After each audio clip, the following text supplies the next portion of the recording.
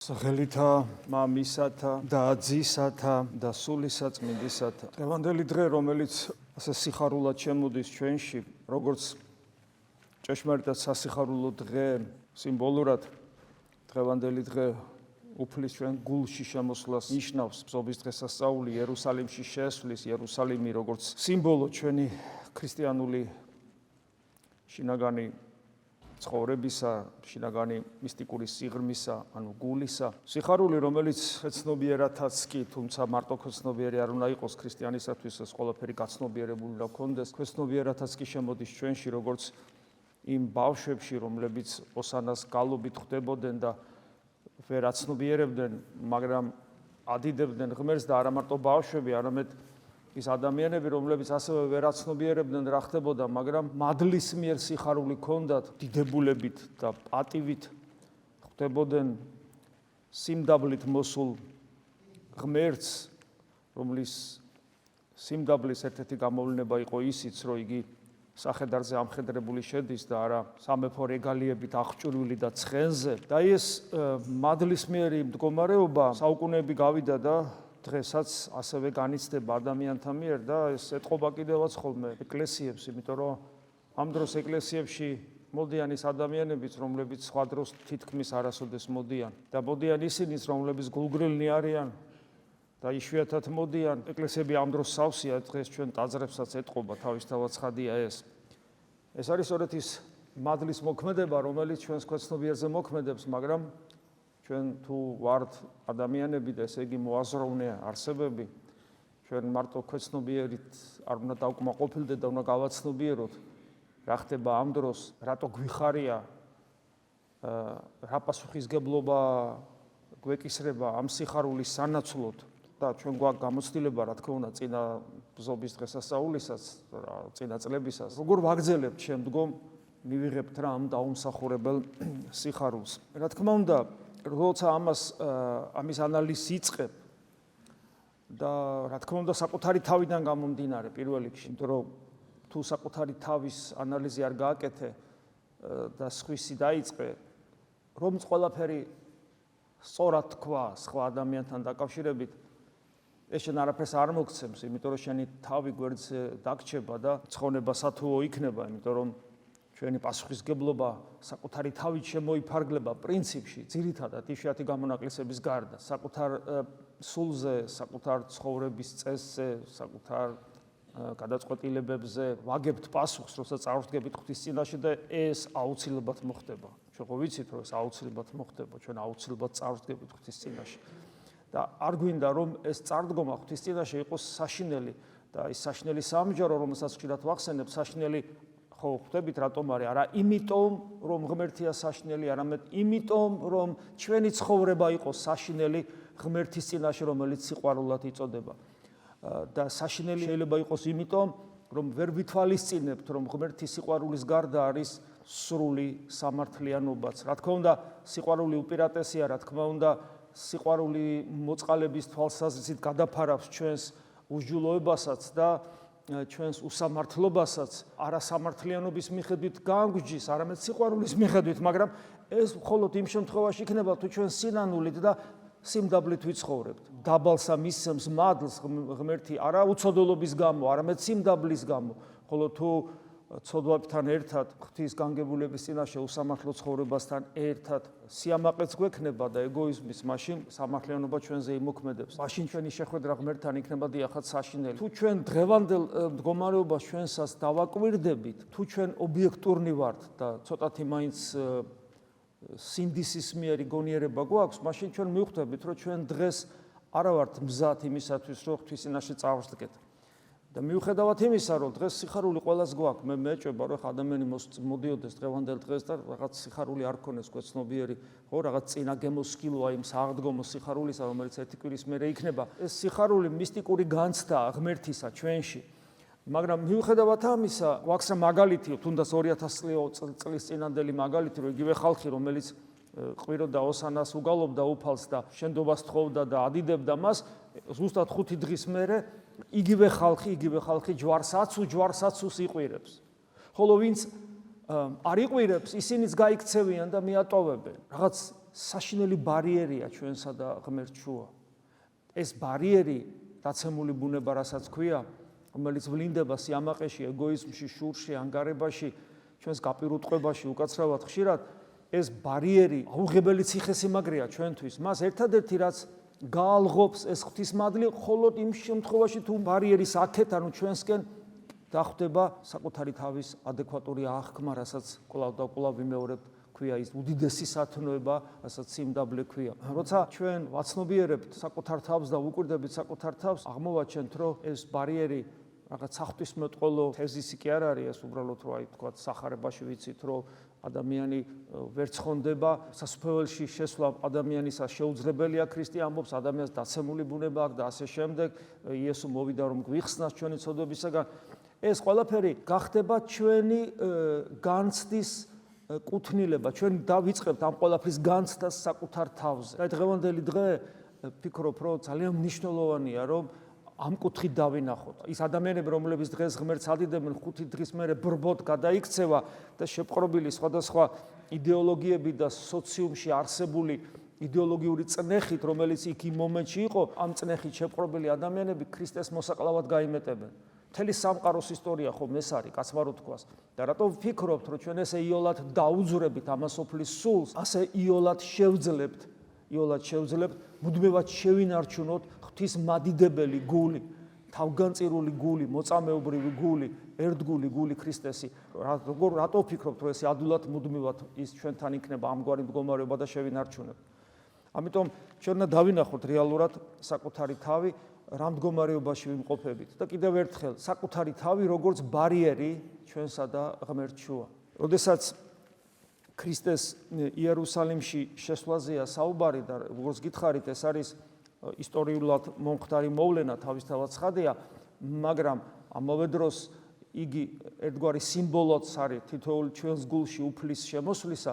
ჩვენ ხო ვიცით, რომ ჩვენს გულში უფალი შემოსულა, უფალი ჩვენს გულს შეხებია, ჩვენ საიდან ვიცით, რომ ქრისტე არის ღმერთი. როგორ შეიძლება ახლა ეს ადამიანმა მოიფიქროს, დაამტკიცოს, გამოიძიოს, საკუთარი გამოცდილებით მით უმეტეს, რანაირად შეიძლება ეს? ეს ხო აბსოლუტურად წარმოუდგენელია. წარმოუდგენელია უბრალოდ, როცა ადამიანი ლოცულობს და ღმერთს მიმართავს და რომ გაიაზრებს, რომ ვის ელაპარაკება, სამყაროს შემოქმედს, ამ დიადის სამყაროს შემოქმედს რო ელაპარაკება, ეს უბრალოდ ადამიანი რაღაც სასაცილო გროტესკურ მდგომარეობაში აღმოჩნდება, კაცმარო თქვას, თუ ვერდიდან ვიღაცა ესეთი ინტელექტუალი უყურებს, ეხლა ეს რებს აკეთებს, ვის გალაქტიკების შემოქმედს ეხლა ელაპარაკება და იმას ესმის ამისი და ეს გონიათ რაღაცა ესეთი მე გამოვიგონე.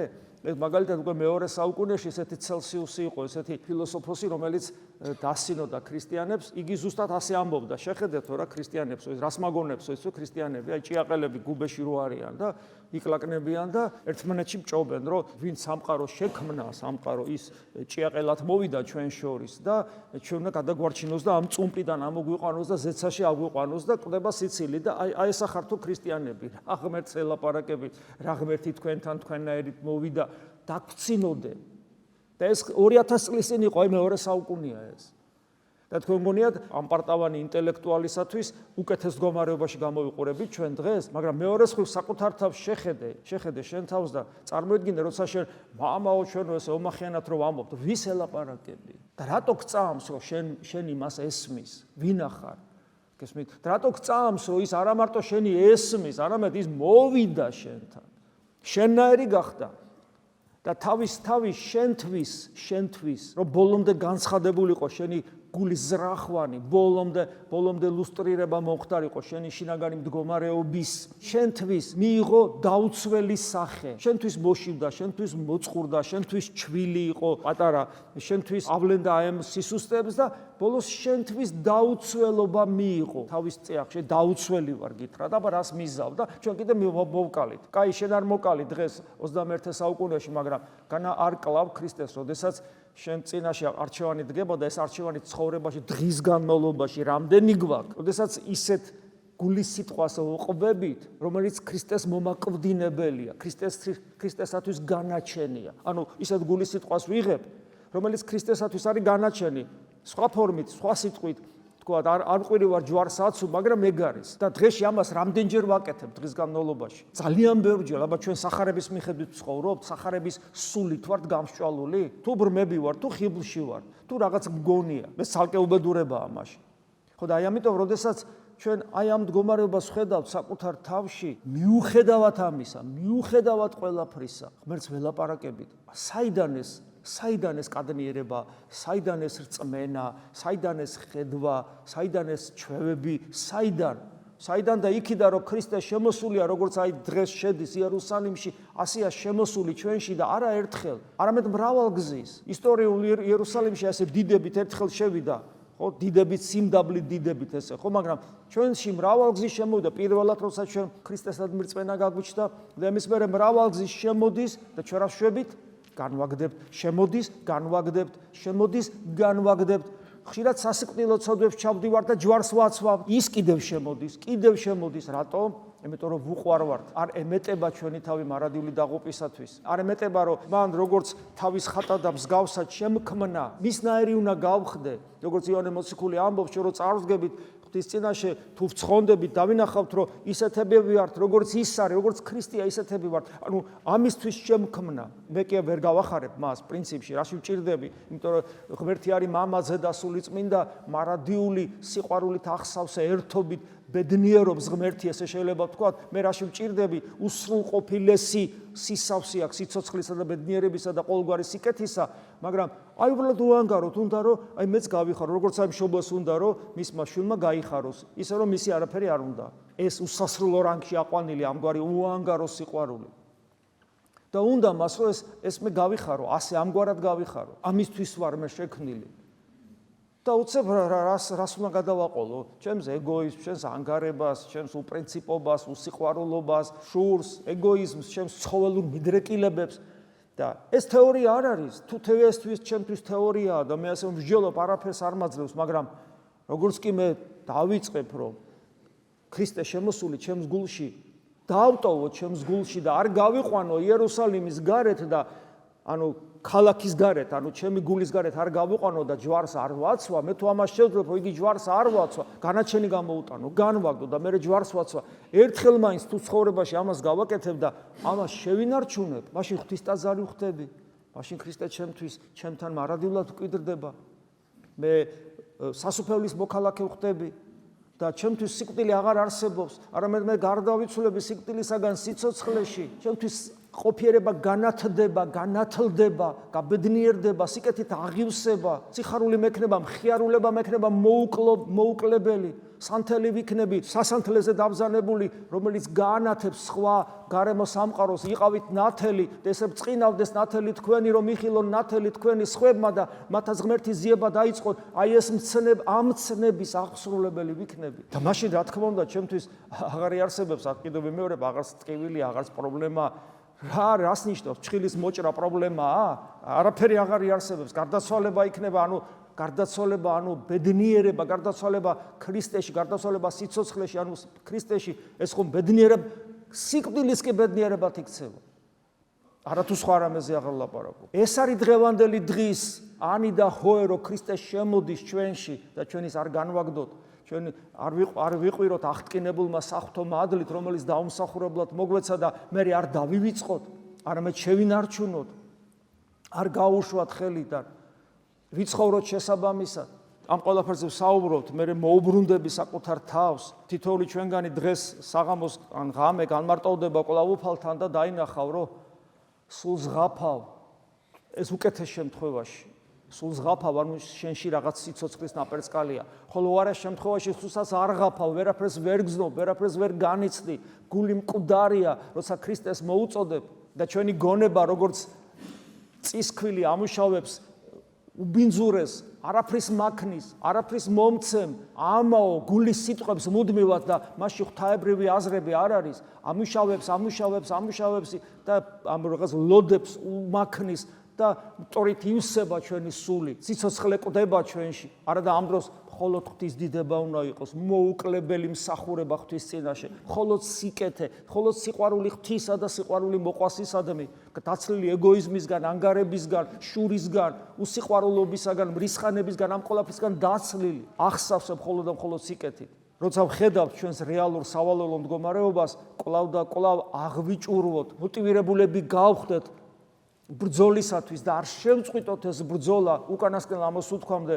რომ ვინძლო ამით მაინც, არა ჩვენი მადლმოსილებით, არა იმით, რომ სანთელნი ვიქნებით, ესე იგი სასანთლეზე დაბრძანებული, არამედ ჩვენი სიმდაბლის, სინანულის, გლოვარების გამო შეგვიწყალოს უფალმა.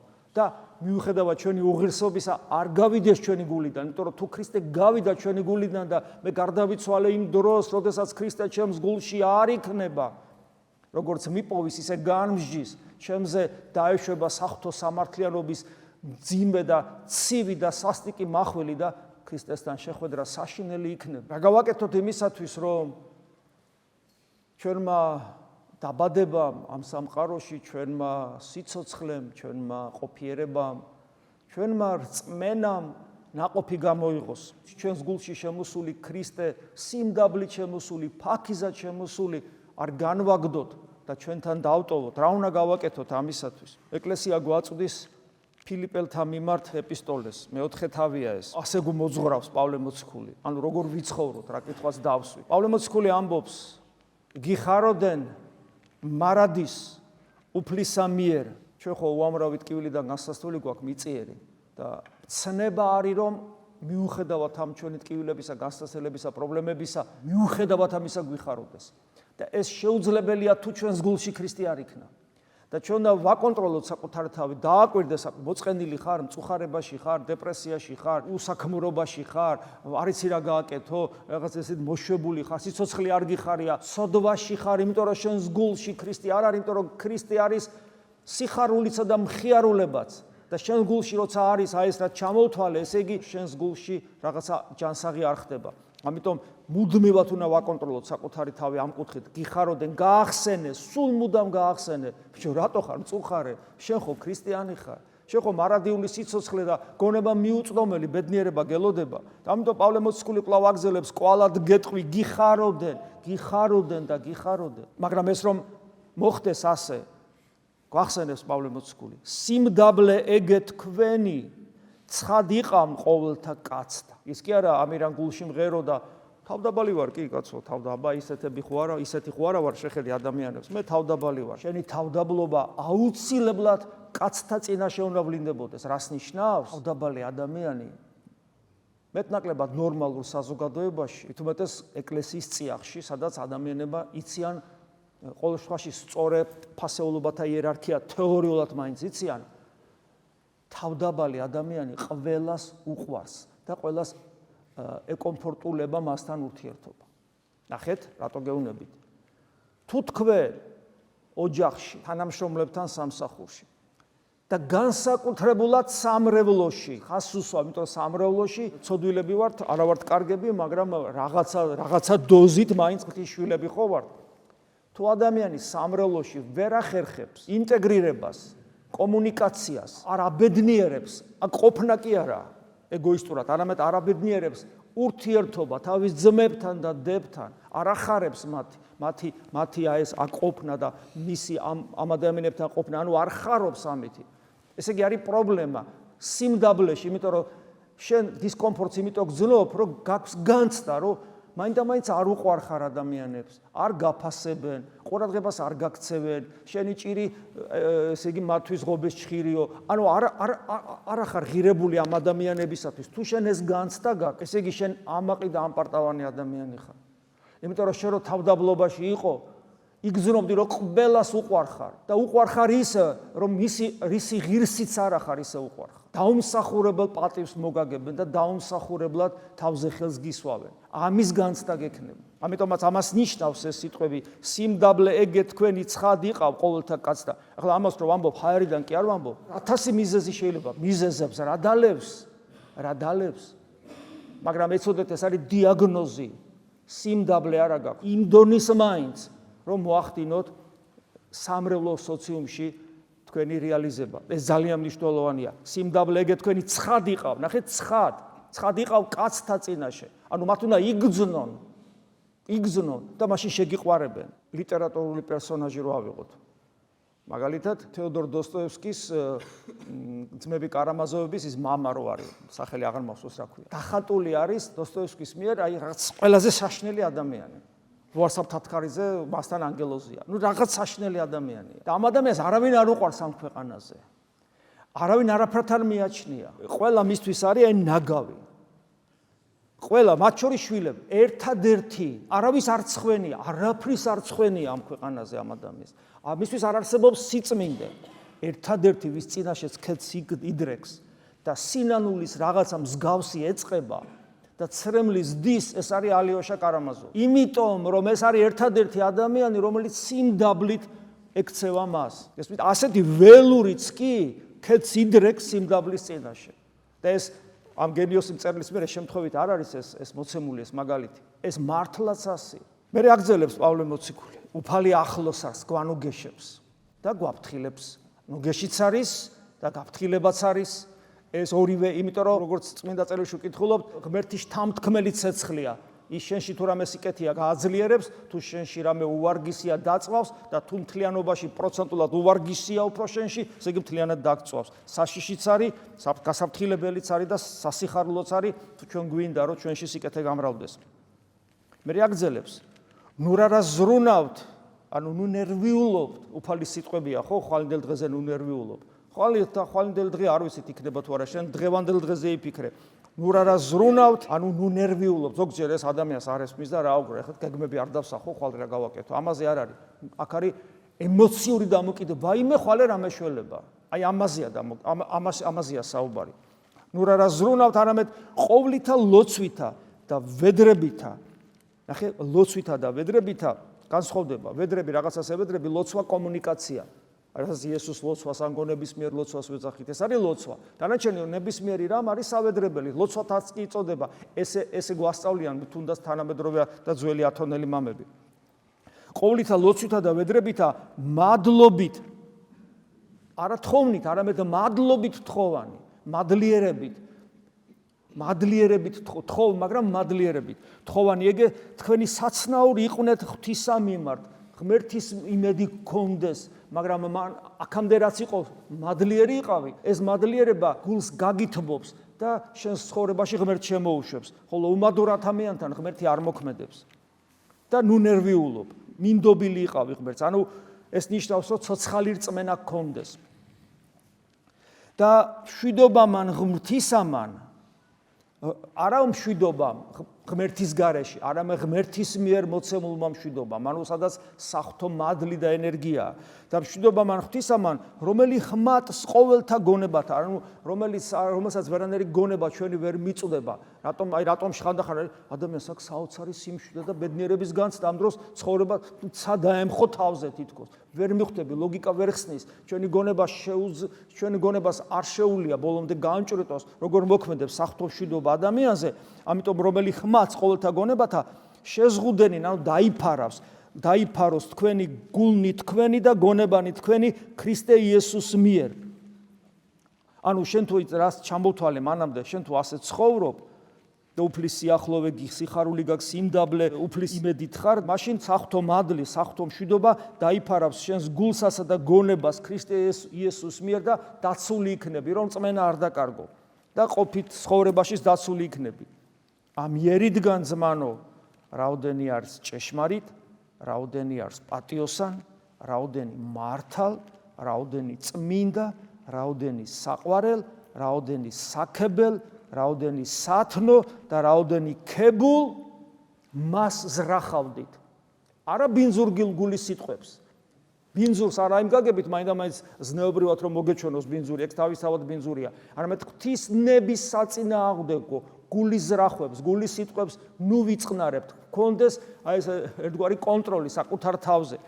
და არამედ აი ეს რაც ჩამოითვალა სათნოებები, ამას ზრახავდით, რომ ჩვენი სული აღივსოს საღვთო მადლითა და საღვთო კეთილშობილებით, რომელიც იგი ისწავეთ და მიიღეთ და გესმათ და იხილეთ ჩემთანა მას იქ მოდით. აქ უკვე ტრადიციაზე მიანიშნებს.